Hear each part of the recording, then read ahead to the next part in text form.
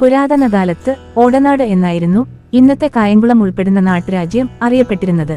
ഓടനാട്ടു രാജാക്കന്മാരുടെ ആസ്ഥാനമായിരുന്ന ഈ കൊട്ടാരത്തിന്റെ പഴക്കത്തെക്കുറിച്ച് കൃത്യമായ അറിവില്ല. കായംകുളവും സമീപ പ്രദേശങ്ങളായ ചെമ്മന്നൂർ, മാവേലിക്കര, കരുനാഗപ്പള്ളി, കാർത്തികപ്പള്ളി തുടങ്ങിയ പ്രദേശങ്ങളും ചേർന്ന വിശാലമായ ഒരു നാട്ടുരാജ്യമായിരുന്നു ഓടനാട്.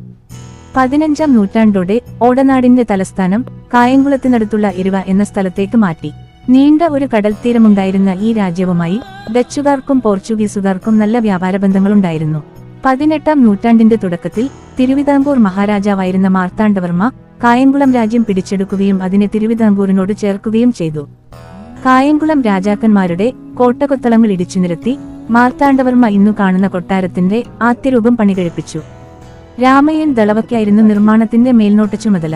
പിന്നീട് അയ്യപ്പൻ മാർത്താണ്ഡപിള്ള ഈ കൊട്ടാരം പുതുക്കിപ്പണിതെങ്കിലും തനിമയിൽ മാറ്റമൊന്നും വരുത്തിയില്ല.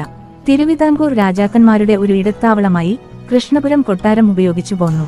തനി കേരളീയ വാസ്തുശില്പ രീതിയിൽ പണികഴിപ്പിച്ചിരിക്കുന്ന ഈ കൊട്ടാരം 16 കെട്ടായാണ് നിർമ്മിച്ചിരിക്കുന്നത്.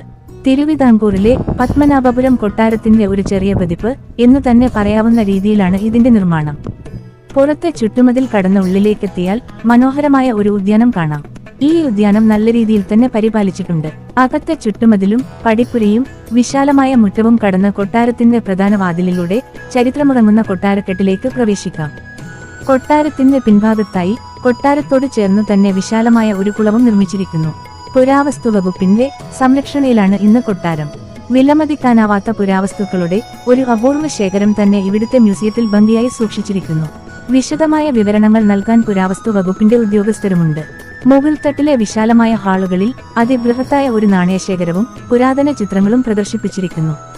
താഴത്തെ മുറികളിൽ ഇന്ത്യയുടെയും കേരളത്തിന്റെയും പല ഭാഗങ്ങളിൽ നിന്നും കണ്ടെത്തിയിട്ടുള്ള പുരാവസ്തുക്കളും തിരുവിതാംകൂർ രാജാക്കന്മാരുടെ കാലത്തെ മഞ്ചൽ, പല്ലക്ക് തുടങ്ങിയ വസ്തുക്കളും പ്രദർശിപ്പിച്ചിരിക്കുന്നു.